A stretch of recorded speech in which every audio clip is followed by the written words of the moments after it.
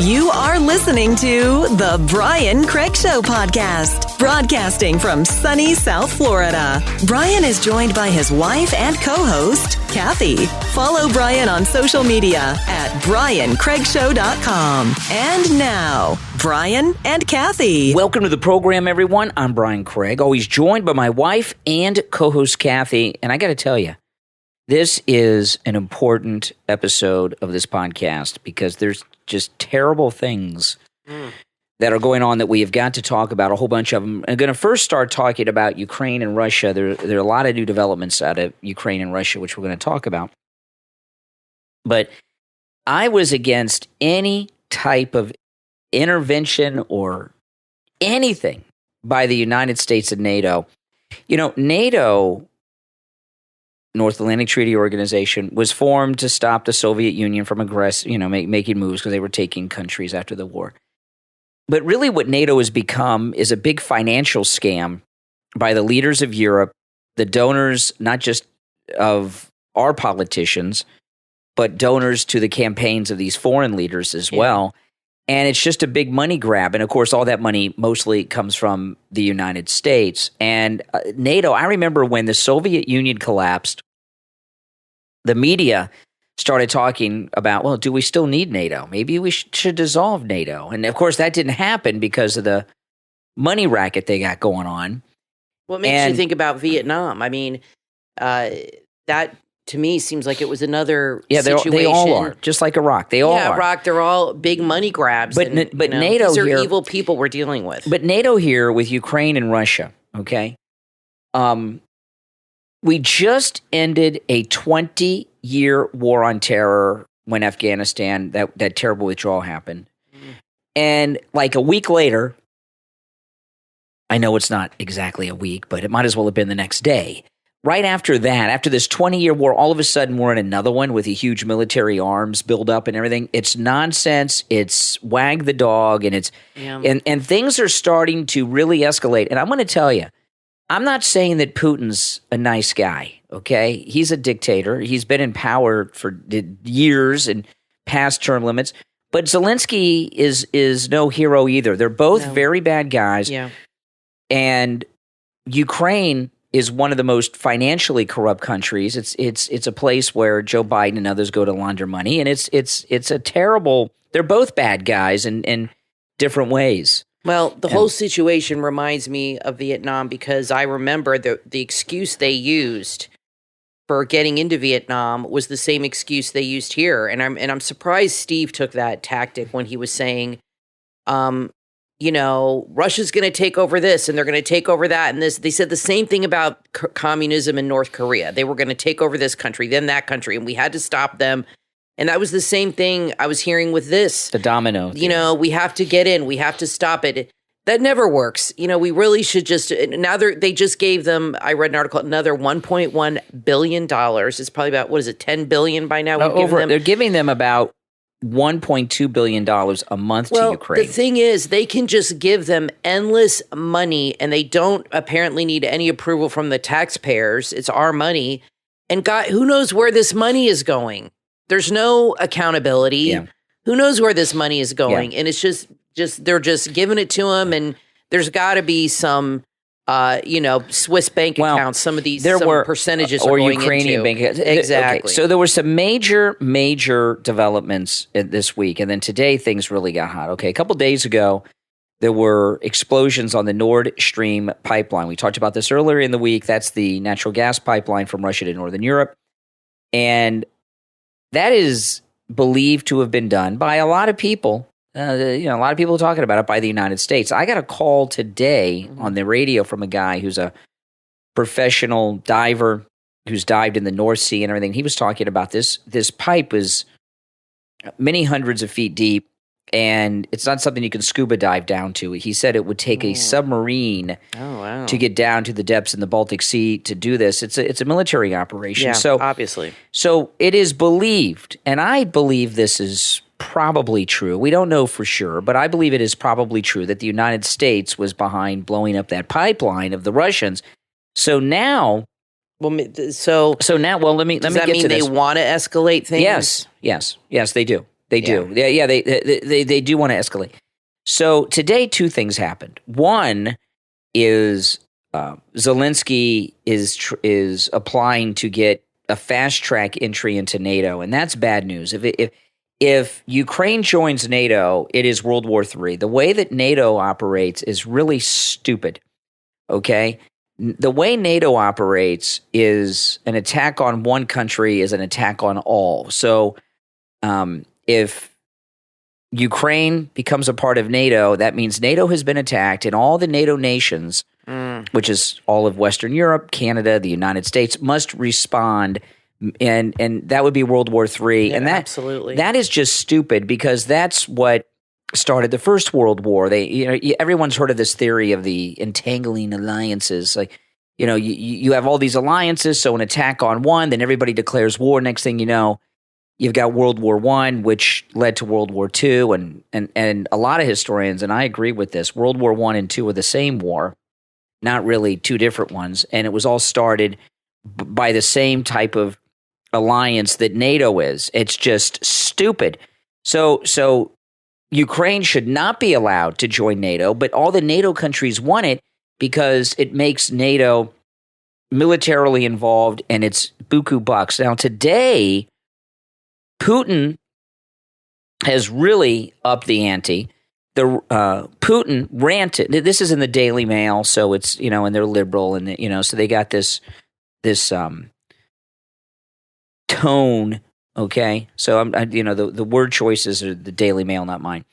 Putin ranted about sex change operations, claimed America is occupying Germany and Korea, and vowed to smash the West in the disturbing remarks as he announced the annexation of 4 regions of Ukraine. That means these 4 regions, he said, this is not Ukraine. These 4 regions, this is Russia. His saber rattling is another terrifying hint that Putin is prepared to use nuclear weapons as he vowed to use all available means to hold on to Russian-occupied areas, these 4 areas. And remember, Hillary Clinton was involved in that Uranium One scandal where they gave 20% of the United States uranium deposits to this Russian company through this Canadian thing. So if they use nuclear weapons, there's a very good chance that those nuclear weapons are powered by American uranium. Putin blamed the West for his invasion of Ukraine because they believe Russia is a colony and a band of slaves and want to break it up into smaller states who will be fighting against one another. Biden released a statement today claiming that the annexations have no legitimacy and will not be recognized by the United States. Biden also announced a new set of sanctions in the move. The United States will always honor Ukraine's internationally recognized borders, Biden said in a statement, adding, we will continue to support Ukraine's effort to regain control of its territory by strengthening its hand militarily and diplomatically. Now, one thing about this, it's only a matter of time before some U.S. service personnel are killed in Ukraine by Russians. We give the Ukrainians weapons, right? High-tech weapons. I'm not talking about like jets. I'm talking even like the rifles and things like this are very high-tech. Ukrainian soldiers speak Ukrainian. They read Ukrainian. All the directions and everything are in English. And we have to send U.S. personnel to Ukraine to train them on this equipment, even if it's a tank. The computers, everything's computerized now. You get a tank, it's computerized. The computers are in English. They can't operate it. So our guys are over there, and it's only a matter of time before some American soldiers are. I know there's been some American deaths of people that have gone over there, but I'm talking about like a unit of U.S. soldiers or Air Force personnel that are training Ukrainians are going to get wiped out. And then what happens when 40 American airmen get killed by Russia? In response to Russia's claims of annexation, the United States, together with our allies and partners, this is Biden, are announcing new sanctions. The sanctions will impose cost on individuals and entities inside and outside of Russia that provide political or economic support. Okay, so this is what they're talking about doing. They're sanctioning the wealthiest of people in Russia and their companies and everything abroad. So what they're pushing for, the United States and Russia, is regime change. Well, okay, so you don't like Putin. I'm not saying I know he's not a good guy. Who's going to replace him? Did anyone even know? Who else in the Russian government can you even name? And if he's replaced by someone, who says he'll be better? Maybe he'll be worse than Putin. You know, I don't know. that's I don't know why the crazy. U.S. feels they have to. You know, it's always money. Democrats. They always feel of course, George Bush did it too. They feel they have to get involved and stir things up. Money's always the big motivator here, definitely. And wars are very lucrative for the right people in the right places, for sure. And we're the ones who always have to pay the bill. And you know what makes me mad is there are many politicians who know what's going on, conservatives, and they won't say anything. They won't do anything because everybody has a price, and they're afraid, some of them too, because they don't want to go, look what happened to Madison Cawthorn. I mean, you go against the swamp and that's it. Your career's done. And these people sell their soul. That's right. It's like people in Hollywood. It's the same kind of thing. They sell their soul to be a part of that world, to get the perks and the money and the fame and the power. And they see a lot. They hear a lot. They witness a lot. They experience a lot of horrible things, but they never tell you. They never talk about it because they don't want to be kicked out of the club. And that's what's going on here. And there's plenty of Republicans and people that know what's happening, but they're not going to go on TV and tell you the truth out of either fear, they're being bought off, or whatever is going on. But it's, it's upsetting for sure. And, listen, I watch a lot of YouTubers in Russia, all throughout Russia, and the prices are higher in Russia. But I see YouTubers that go to stores, who travel around the country, go to Russian malls and grocery stores and things like this. They have everything, okay? The prices might be high, but they even have iPhones, okay? These sanctions are ridiculous. We've had sanctions on Iran since 1979. What good has that done? We've had sanctions against. I don't know what sanctions even do. I mean, Cuba. it hasn't stopped him so far. Does nothing. They've been putting sanctions on this guy for a couple years now. No, it does nothing. Wasn't Russia involved in? What was their role in World War I? Were they directly involved with that getting started? Yeah, they were part of that too. But that's were they the ones who you said it was because somebody was shot? Who was it? The Archduke, but no, they were involved in that, and of course, I didn't know if they instigated that. The Russians were never our enemy until the phony Cold War began after the Second World War, and now they're doing it again. Yeah, remember it's all over again. Remember when President Trump went to Europe, to NATO, and they had that $1 billion building, and he was just furious and reamed them out about it. That's what NATO's about—a big financial racket. Yeah, that's why they don't like Trump, because he puts an end to all this stuff. That's right. That's why these globalists like globalism, because they can make so much more money on a global level. And we're always the ones that end up footing the bill because we're the richest country in the world. They always look to us. And with Trump, he closed those coffers and he said, nope, not going to happen.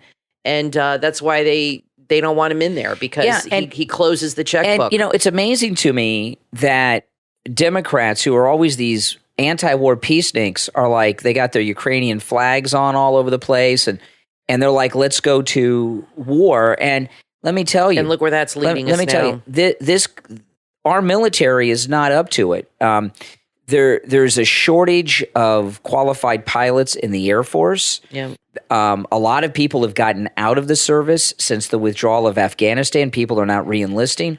The military is not up to this, and why should they be? I mean, to me, the situation's bad, but to me, Ukraine and Russia is pretty much like a civil war. It's if the United States and Canada, if we got upset with one another and had a conflict, okay, would it be Europe's role to come in here and side with us or side with Canada? It's pretty internal as far as I'm concerned. Same thing with Mexico. Right now, this is amazing to me, right?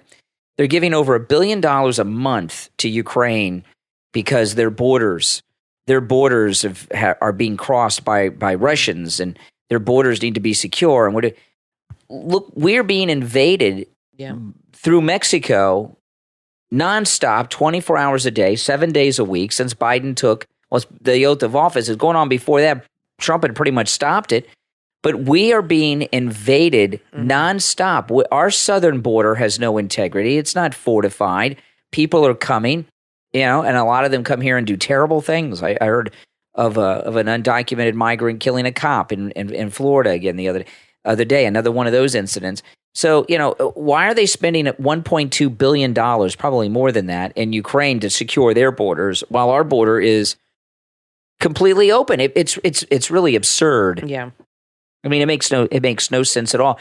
And that's the kind of thing that, the country is not behind this thing in Ukraine. I know the media are because they're Democrats. I know these Washington people are because of the money. Well, what do you think will happen if we win the House and Senate? They can't stop this. Do you think anything? I mean, does the president does he just do whatever the hell he wants and send them as much money? I mean, I don't understand how these things don't have to go through some kind of approval process. He could just write checks nonstop and just ship money over there. I mean, it's insane. Not in theory. There should be some checks and balances here. Though they're supposed to be. The House of Representatives is in control of the Treasury.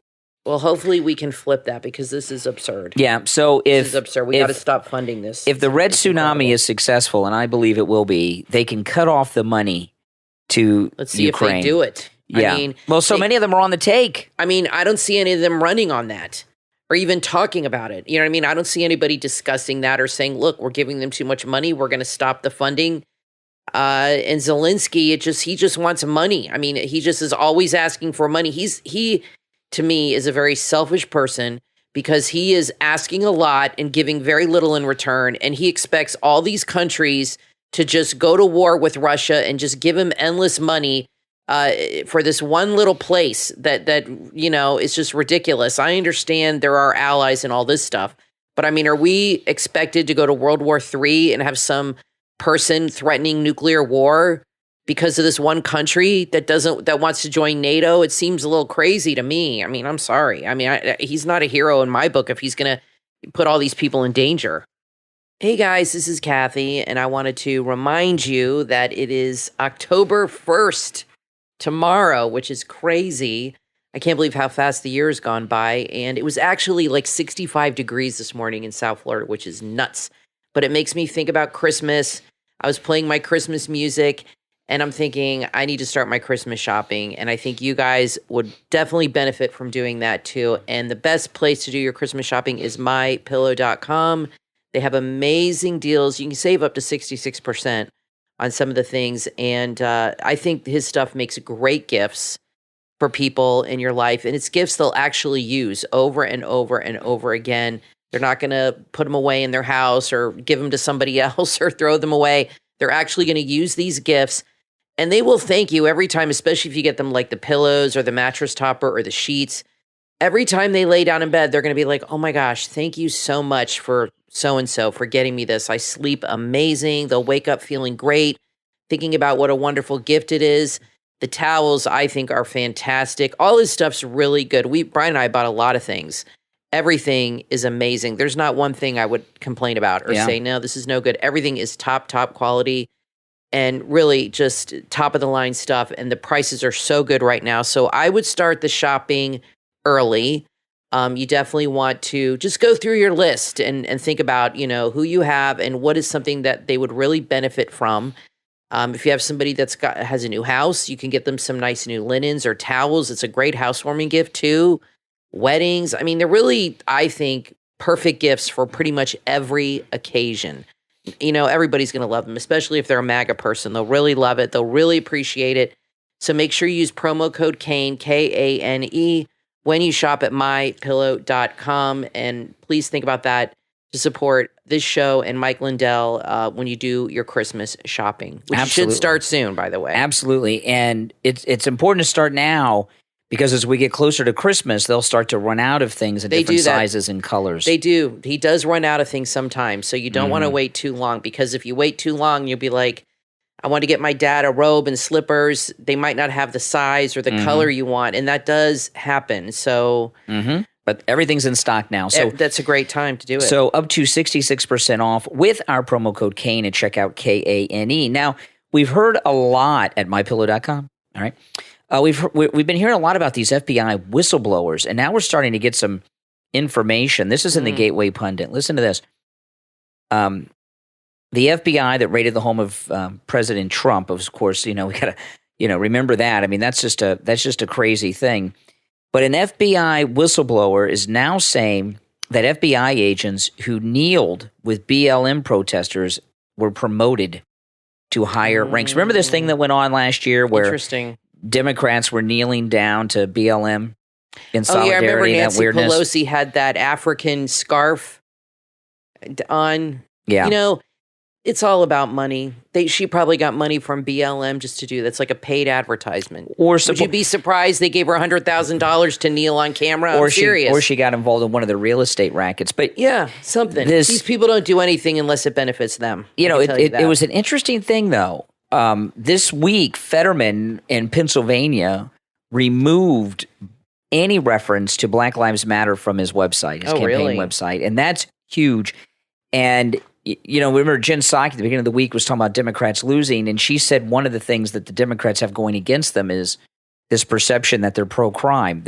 I think that is going to be the big issue in November is, I was talking this about Emily, in these cities where you have a lot of Democrats, like in Chicago, New York, Los Angeles, Detroit, I think the crime being out of control is going to be a huge, more than any other issue this year, because you have all these liberal DAs and mayors, and people are absolute. Did you see that video of that woman in New York that got attacked on the subway?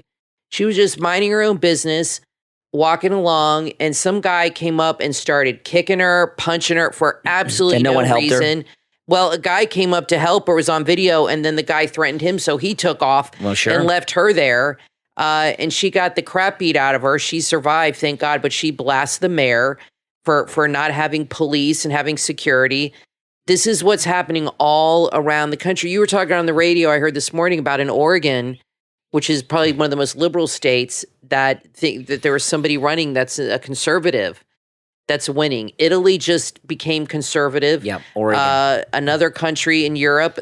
There is a huge red wave that's global, because people are absolutely fed up with these liberal elitists that don't know what the hell they're doing. They're destroying these cities in America, these great cities, and the crime is the problem. Well, Pelosi said today, she said Florida needs illegal immigrants to pick the crops. Florida is a huge agriculture state. People don't realize that. It's more than just beaches and Disney World. Oh, yeah. A lot of farms. She called for comprehensive immigration reform. I don't know why. We have all the immigration laws.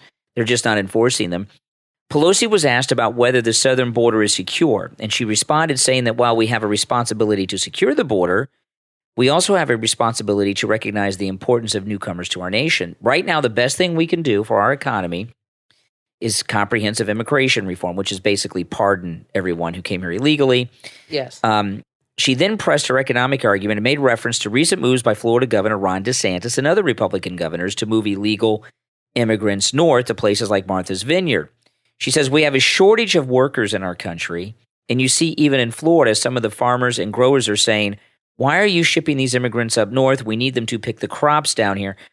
I don't know where she's getting this. I haven't seen any Floridian or any farmer in Florida or anything say, wait a minute, stop sending our illegal labor north. Have you seen anything like that? I remember what is she talking about? I remember the last time Democrats shipped people in to pick crops. That didn't work out so well for the country. So yeah, right. They did slavery that. Guys picking cotton is what she was talking about. They did that a few hundred years ago. They shipped people over. Of course, they didn't pay them, but they shipped people over to pick crops. And this is what they're doing now. I mean, these people never change.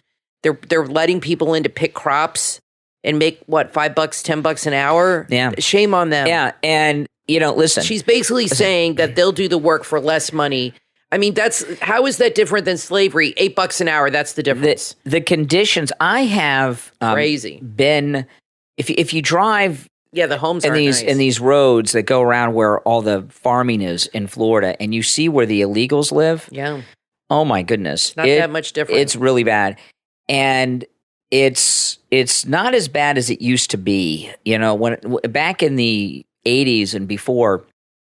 There were a lot more illegals in Florida, and it was pretty open. Now it's just not a popular position. Back then, this was a Democrat state, and the Democrats, they like this semi-slave labor. But if that's their history. They love it. If you see the conditions that migrants live in, you would be disgusted. Yeah, and it's not good. No, I haven't. And I'm sure they're not treated very well. I'm sure they work long, long hours. No. out in the hot Florida sun, For just peanuts. like the slaves did, and they make very little money. Obviously, slaves didn't make any money, and they were whipped. I don't think they're whipping and beating people. Might as well be. But they live in terrible conditions. They don't. The conditions are not great. They're making very, very little money, like I said, and I'm sure they're working much longer hours. I just saw a story on the local news about this. What was one of the national stories that the local news ran, and it was another story of in Florida, the importance, or all over the country, the importance of illegals or migrants to work fields, to work produce, and how, and of course they featured these women that were working out in the fields picking fruit, and how their labor is so necessary for the economy and all this stuff. And I'm sure, to me, that's just cheap labor, and that's basically what it is, and that's what the Democrats like. I mean, they liked it back in the 1700s, and they like it now. Well, I don't know anything People never about change. farming. Okay, if I get a plant, it's going to be dead by the end of the for weekend. sure. Okay, but it seems to me that farming is so mechanized now that you probably don't need as much like farm labor as you used to, because so much of it is mechanized. I don't know. Like, No, even, I think they even have the like orange pickers. groves and things. Yeah, I mean, I remember even when I was in college, I would drive up to Tallahassee, and when you get past like Ocala, you see a lot of orange groves, grapefruit for miles and miles right off the turnpike. And I remember back then in the 90s, I would see big trucks in the fields going up and like shaking the tree and getting I think everything is done by machine, a lot of it. I mean, I don't know how it works with like strawberries or things that grow out of the ground, like potatoes and stuff like that. But I think from what I've seen, they have machines that just pick a lot of this stuff up. Yeah. Now, listen, we're going to take a quick break. When we get back, there is a lot more to talk about. We have just scratched the surface. I'm Brian, always joined by my wife and co-host Kathy. We'll take a quick break and be right back. Uplift your vibes and elevate your frequency with Vibing with Purpose. Vibing with Purpose is a spiritual botanica and magical tools and goodie shop. If you need a self-care kit, full moon box, mental health gift box, or need help removing bad vibes and energy from you, your children, or home, they got you covered. If you're looking for help on pampering yourself or a friend and any loved one's birthday or anniversary, they can help. They carry sprays, candles, crystals, jewelry, sage, spa kits, and gift boxes. Don't let hard times or bad vibes weigh you down. Let Vibing with Purpose get your life back on track. They ship fast within just 2 days of ordering to get all their handmade goods to you quickly. Use the promo code SHOP25 and save 25% off your order. Start vibing right now online at vibingwithpurpose.com or on Etsy, etsy.com/shop/vibingwithpurpose. Being an entrepreneur sounds like, yes, another new client. I did it. But it can also sound like, I am really not understanding this technology, and I'm feeling so overwhelmed. Am I even cut out for this? That's why I started the Dark Horse Entrepreneur Podcast, to help infopreneurs, coaches, and course creators who want to build a business online but are battling technology, overwhelm, procrastination, and even imposter syndrome. Think successfully, think differently, think bigger, and take action by learning tips from an array of business owners, all dropping knowledge on the Dark Horse Entrepreneur Podcast. Check us out at www.darkhorseschooling.com.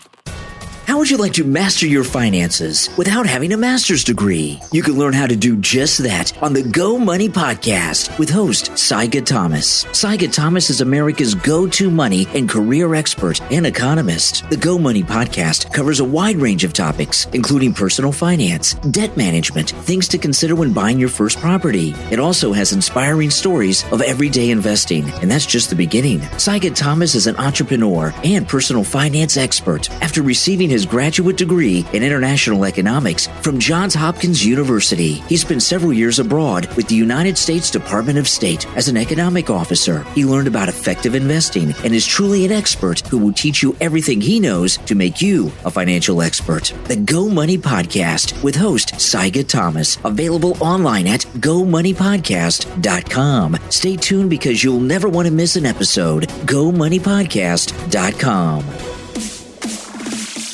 You are listening to the Brian Craig Show podcast, broadcasting from sunny South Florida. Brian is joined by his wife and co-host, Kathy. Follow Brian on social media at briancraigshow.com. And now, Brian and Kathy. Welcome back, everyone. I'm Brian Craig, always joined by my wife and co-host, Kathy. So Trevor Noah is out at The Daily Show. And I will say, full disclosure, I have never watched The Daily Show with Trevor Noah, not once. I saw, somebody called me on the radio today about this. I saw him once when he was announced that he was going to be the new host, and he was a guest. And I believe Jon Stewart was still there hosting, and he introduced him, is my recollection.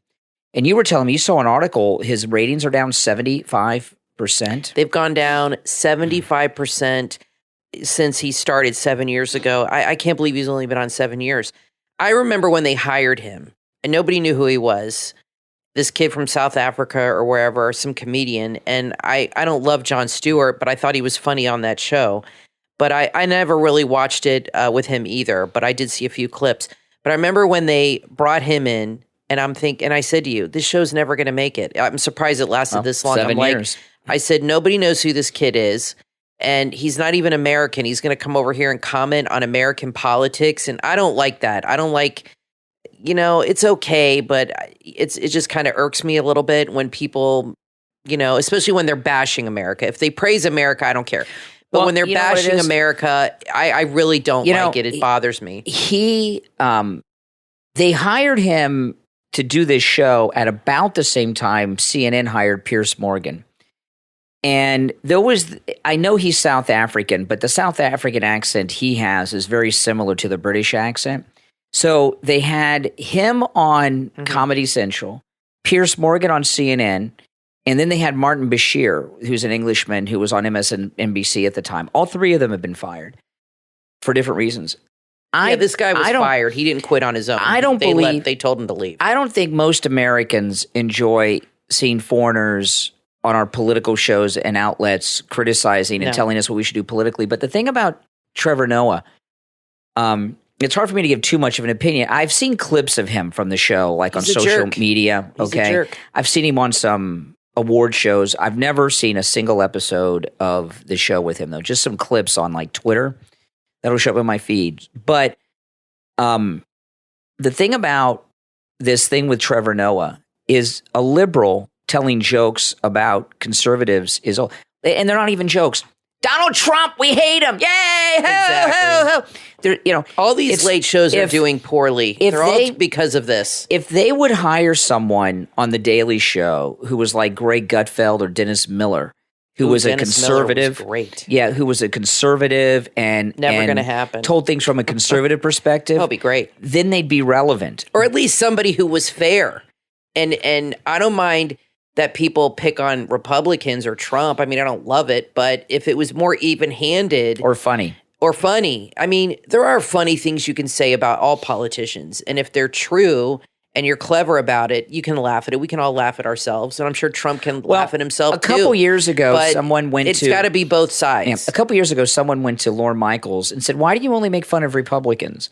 And Lorne Michaels says, "It's not funny when you make jokes about Democrats." Well, not to him. Who would you put in this spot? Who, if you think of somebody well known, that's not like Gutfeld, 100 Gutfeld. No, he's already got his own show. Who's it's got to be a comedian, obviously. Somebody, I'm not hip on all the young comedians. Somebody in their 40s. I would pick somebody older, 40s, 50s. You know who I would pick? And this is, and I'm serious about this, and this isn't political. On The Daily Show, if it's still a relevant show, Chris Rock. Ooh, that'd be pretty good. Yeah, he makes but fun of everyone. But I don't know if his act is never political though. I don't know how much he cares about because it's got to be Dave Chappelle. Oh well, he's too good for that. He's way too good for that. He's on a whole other level. He'd never do that. I can't imagine somebody like that. Chris Rock, maybe that would be a good idea. He's very funny, and I think that's a good idea. Chris Rock. And Chris Rock, I like his comedy because it's not terribly mean. It's more clever, and he kind of picks on everybody. And I think that's the way you need to be when you're a comedian, not just be so angry Be funny, just don't be so bitter and angry and pissed off. That's not funny. Like Joy Behar, she's not funny. Or Whoopi Goldberg, she's not funny anymore. I used to love Whoopi Goldberg. She sucks now. I mean, she's mean and nasty and pissed off all the time. The Daily Show should probably just fade away. It might. It's just not relevant. It hasn't been relevant for a long time. I think they'll try, but these talk shows are all in trouble. Greg Gutfeld's doing great, and I think he's a big part of the reason because a lot of people are watching him, which you should. It's a great show. Yeah. And James Corden is leaving his show. Mm-hmm. He's leaving his show probably because of ratings. And then you have Jimmy Fallon, Jimmy Kimmel. I don't know how that guy is still on TV. There's no bigger a-hole on TV than Jimmy Kimmel. I can't stand him. He is just an absolute angry, Trump-hating person. They're in front of, Bill Maher doesn't like Trump, okay? But Bill Maher will call out Democrats many, many times when nobody else will. And Bill Maher is very funny and very smart. I mean, he's very quick-witted. He hates Trump. For me, I think he thinks for him, it's personal. I don't think he's totally objective on that. Mm-hmm. He just personally hates the guy. And that's fine that I don't care. But at least he's more clever and he calls out the other side. He's been attacking the left like crazy. Jimmy Kimmel and them, like you said, they just hate Trump. They're not clever about it at all. It's just, I hate him. That's it. Well, now laugh at what I just said. I'll tell you what it is, okay? I think the era of late night talk shows as we know it is over. I think you're right. There's no more Johnny Carson. When Johnny Carson was around, you didn't have all these other talk shows, okay? You didn't have all these other platforms and different things. True.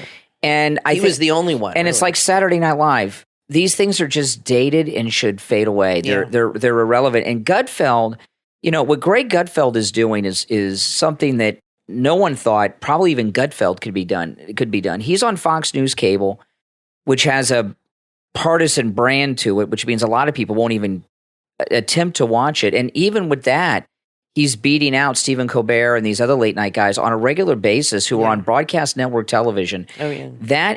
And they have huge amounts of promo because they have the most famous people at the time on that show, on these shows every celebrity week. Guests. And all of that. Plus they have the networks behind them and they're in movies and everything else. And here you have Greg Gutfeld and he's beating them in the ratings. And he really is. And I'll say this, and this is coming from me. This is like a big deal. I would say Greg Gutfeld is the most innovative nighttime television host, second only to Johnny Carson. Like for example, David Letterman. He was just on Johnny's coattails. He had a lead-in of Johnny Carson, okay, and he had a lead-in of Johnny Carson, so that's a good lead-in. Greg Gutfeld, his lead-in is Laura Ingraham. I have to say that's an awful lead-in for the type of show he does. Yeah. And it is he has no warm-up It's act. a great show. Now, the celebrities he has are people that like we might know, like Dave Rubin, but he doesn't have Tom Cruise on there.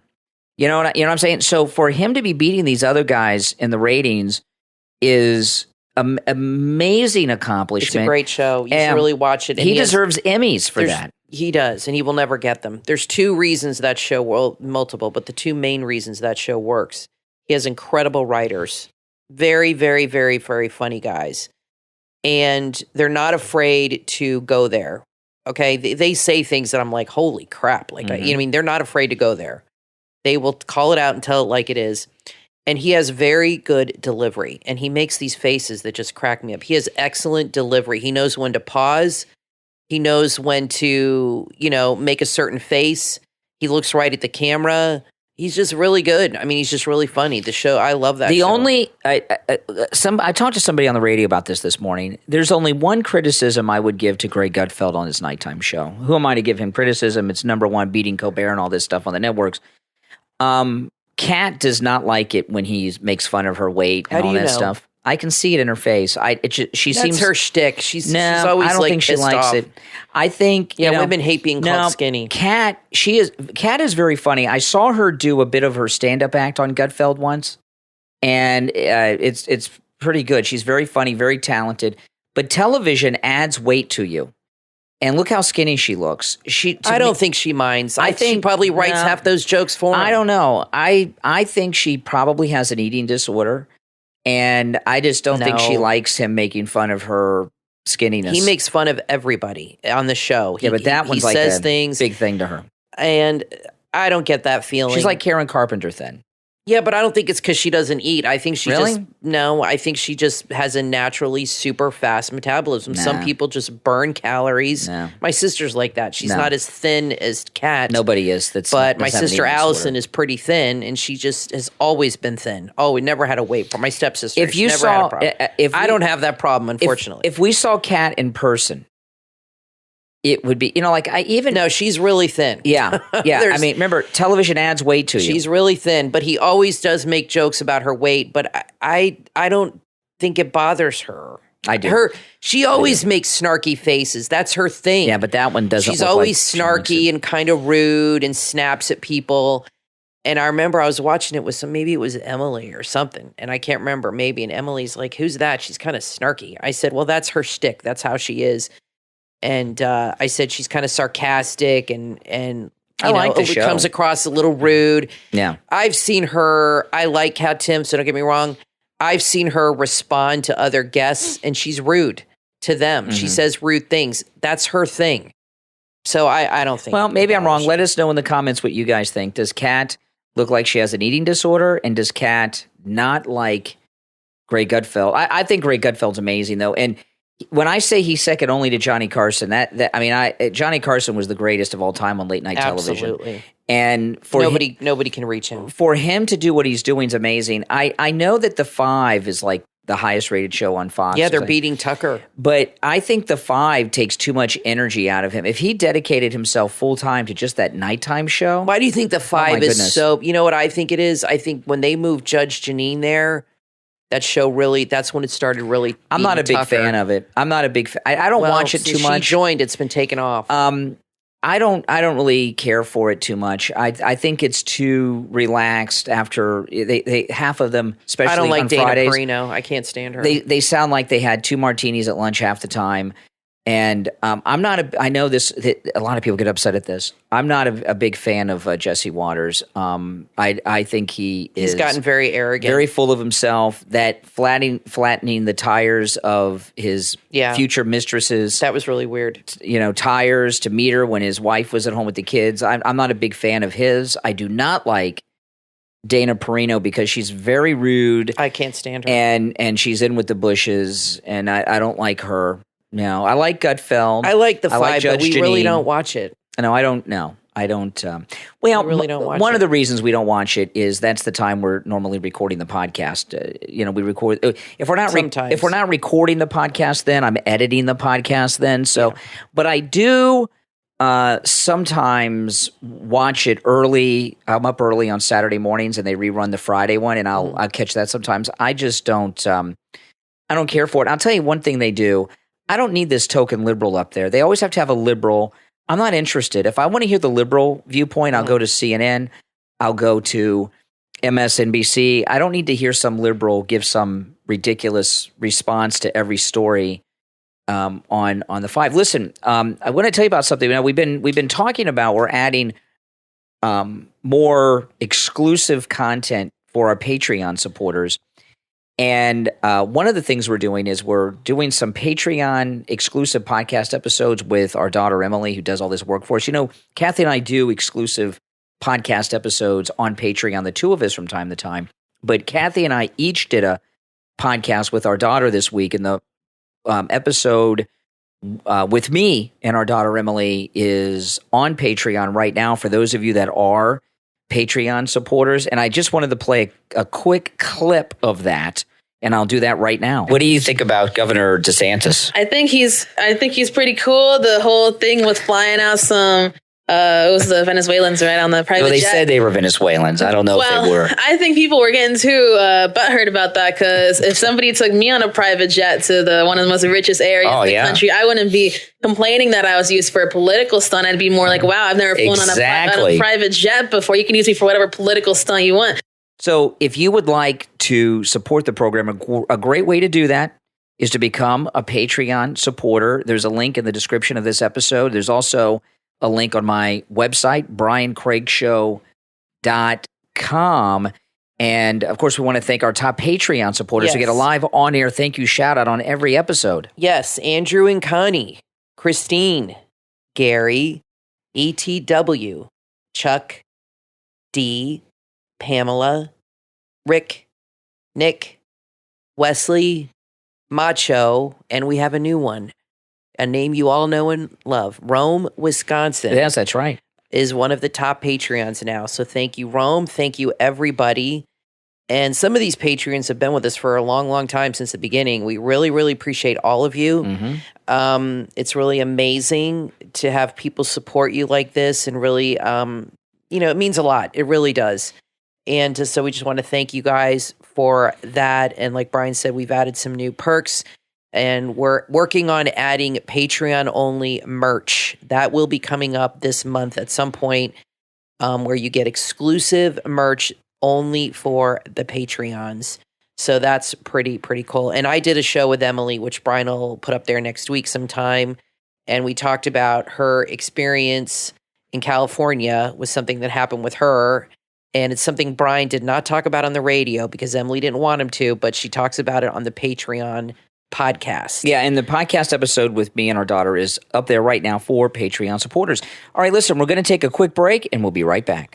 When it comes to cologne and perfume, you want the scent you wear to say something about you, and you want to make a connection with that scent so it becomes a part of who you are. JCFragrance.com, that's JASI, sell hypnotic cologne and delicious perfume. When you smell good, you feel good. The hypnotic cologne has a perfect blend of musk, bergamot, ambergris, and tobacco. This cologne leaves you with a refreshing and exceptionally long-lasting aroma unlike any other, and it's ideal for casual as well as formal wear. The delicious perfume is a sweet, softly floral Egyptian musk fragrance. This perfume leaves you with a light, refreshing aroma, and it simply smells delicious. JC is passionate about making everyone feel special at all times through amazing scents. JC is committed to make the world a better place, so part of their profits will be used towards direct charity assistance to help feed hungry families and meet their basic needs. You can also follow them on Facebook. Just search JC Store.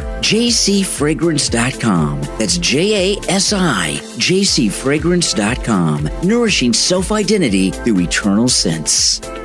From author Kathy Cushing Calverley comes the book Coco's Tale, The Corgi No One Wanted. It's based on a true story and is available on Amazon. In Coco's Tale, The Corgi No One Wanted, every night this little corgi puppy dreams about having a family who will love her. And every day she watches as other puppies find new homes, but never her. She knows she's not super cute like the other puppies. In fact, she's kind of funny looking, but she wants to believe that one day, one very special day, someone will choose to take her home. She'll be loved, and she'll do everything she can to be the best dog ever, just for them. But as more and more time passes, she wonders if her dream will ever come true. And if it doesn't, what will happen to her? Coco's Tale, The Corgi No One Wanted, from author Kathy Cushing Calverley, is a heartwarming, well-written book that both kids and adults will enjoy. Order your copy on Amazon, and make sure to check out the author's Etsy shop featuring cute corgi art. To the C Studios on Etsy. That's the number 2, the letter C Studios. To the C Studios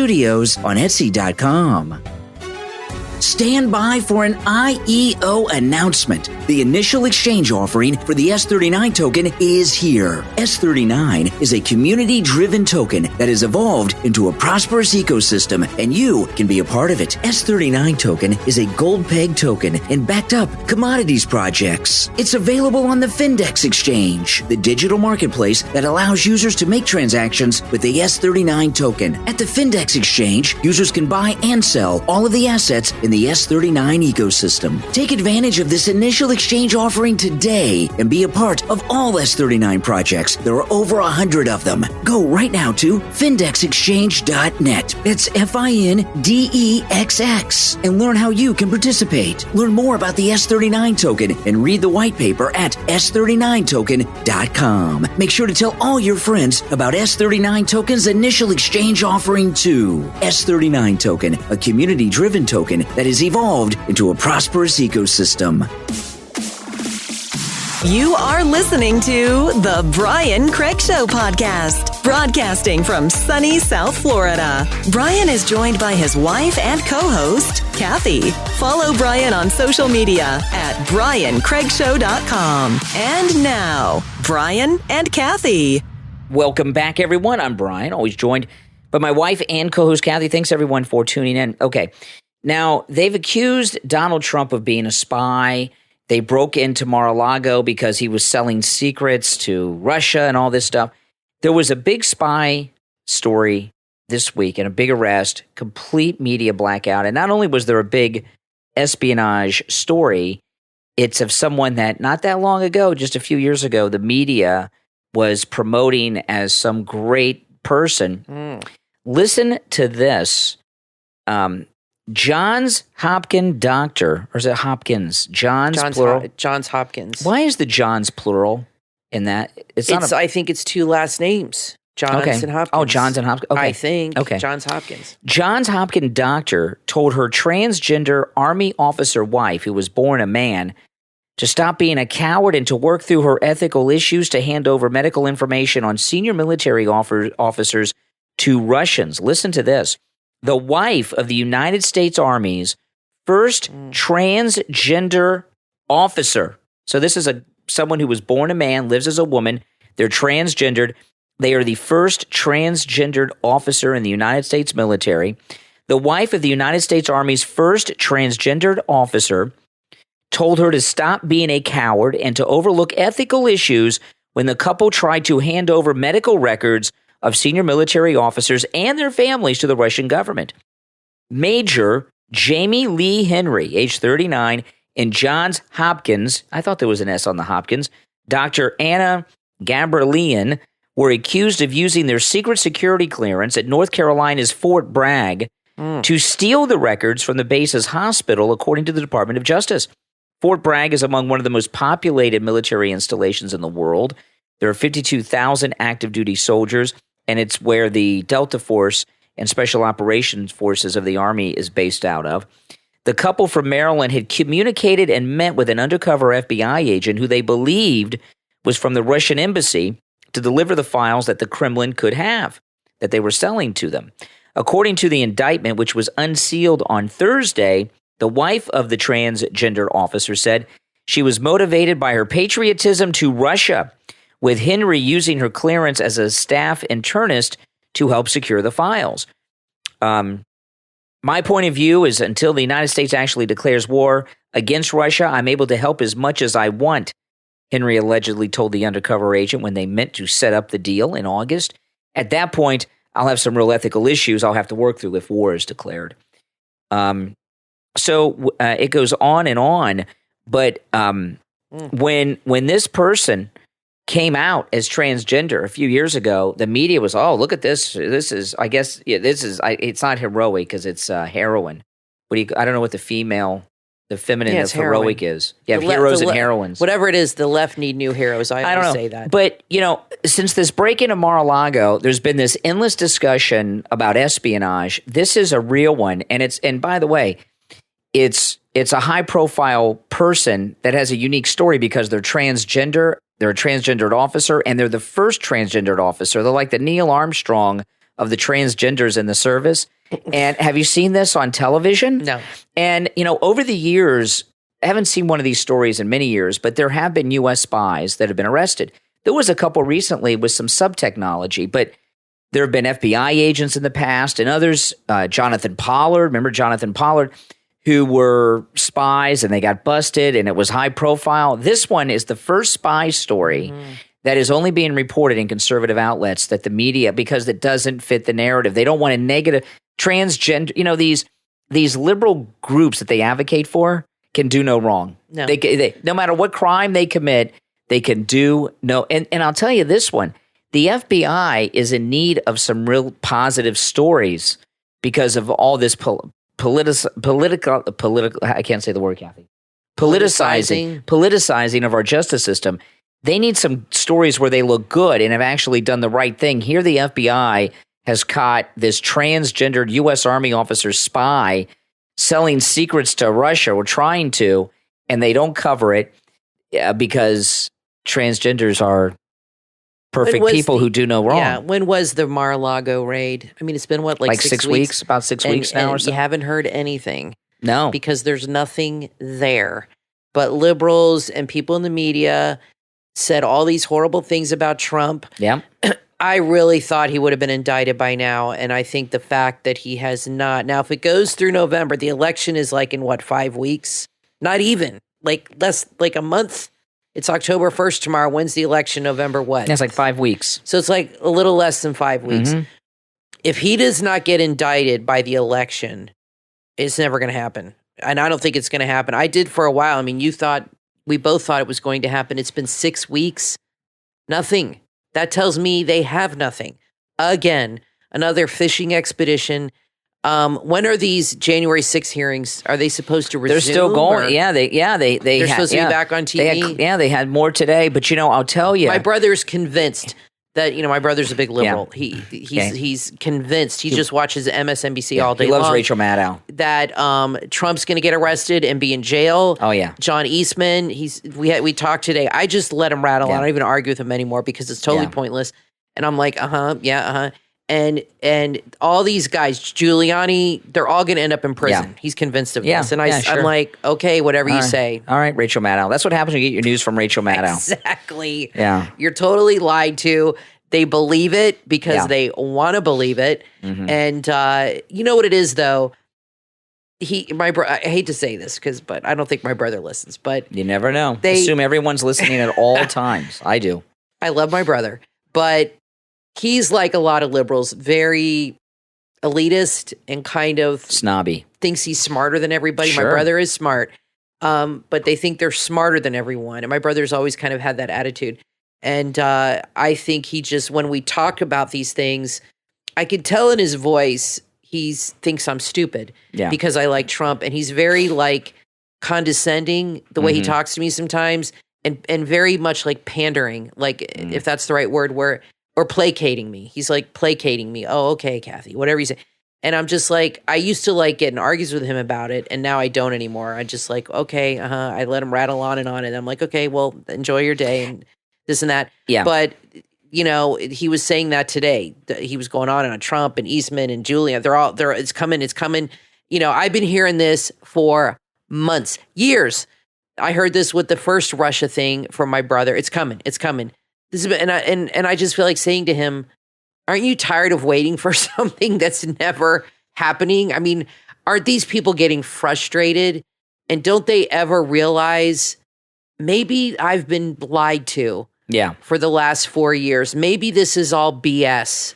They just can't. You know why they can't come to that conclusion? Because they cannot admit they've been duped. Because they're too smart for that, right? They're too intelligent. They cannot admit that they have been lied to and they have been duped this whole time. They just can't. They can't bring themselves. So they just continue to lie to themselves. Now, I want to throw something out there, and this is unrelated to politics, and I'm going to put this through kind of like as a public service. Okay, I have the brand new iPhone. I'm still waiting on mine. Okay, I have this is the iPhone 14. Pro Max. Yeah, I know. Well, you looked at me like, you seem a little confused. No, I'm not confused. Okay. It's the iPhone 14 Pro Max. And I've had this phone for about 2 weeks now, going on 2 weeks.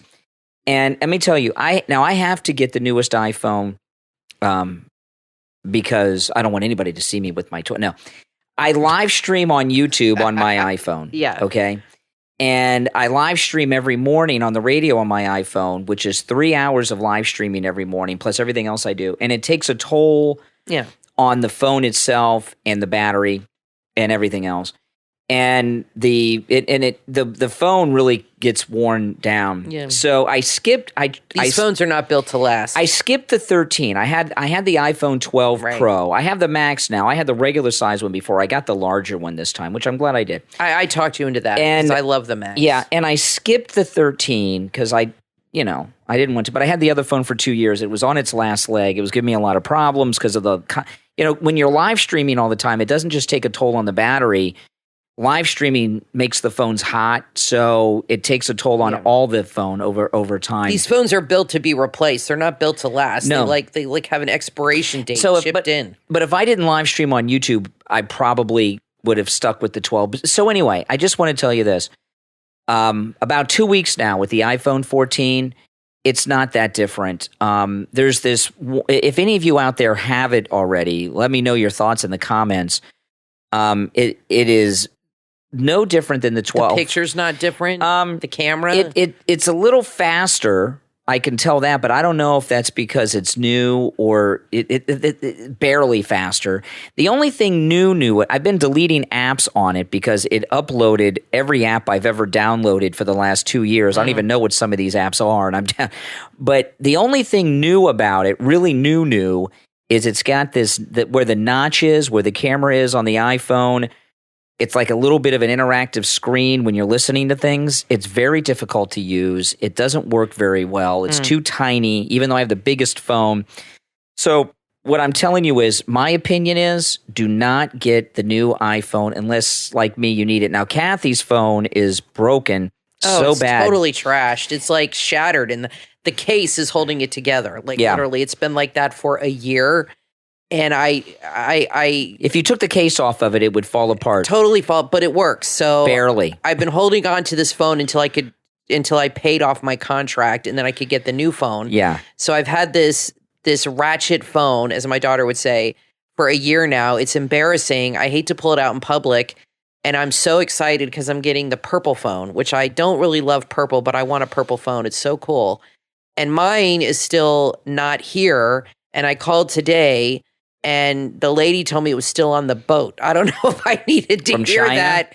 And I'm like, crap, supply. But I think it's just a popular phone, the Purple Max, Pro Max. So I'm just waiting patiently. Well, so my anyway, phone works, but it's starting to fall apart. So let me know in the comments if you have the new iPhone 14, any of the models, not just the Pro Max, and your thoughts on it. I don't think anyone should buy it that does not need it. If you've got an older phone and it's working for you, keep it. Do not get the iPhone 14 unless you really need it. It's no different. Is Truth on the Android yet? I don't know. I don't have Android, but I'll tell you what I would do. Well, that might be worth getting an iPhone just for that. Now, again, I'm different because I live stream on YouTube, and I have to use an external. I don't use YouTube to live stream. Even though I live stream on YouTube, I have an external app that I use. So I need an updated phone. But if I didn't live stream on YouTube, I would probably buy, because you can still buy them, like a 13. They may even sell 12 still. I'd buy the older phone and save the money and not get the 14. It just, I really can't tell, except this little graphic. It looks nice on the notch. The back button. The back is a button. Did you know that? I saw a video on YouTube. Button on that the back round thing. It you can tap it. Ooh. And it has a feature. You can choose what feature it has. I'll take a look. You go into the settings. I don't know. And it can turn on your camera, or it can turn the phone off. You could choose what you want it to do. I don't notice any difference between the iPhone 14 and my iPhone 12. And I'd be just as happy with my 12. I'd be very happy if I still have my 12. But anyway, guys, let me know what you think in the comments. I'm just recommending don't get the new iPhone unless you really need it like I do. All right. Hey, listen, everyone. Thanks for tuning in. I'm Brian Craig, always joined by my wife and co-host Kathy. We'll talk to you next time.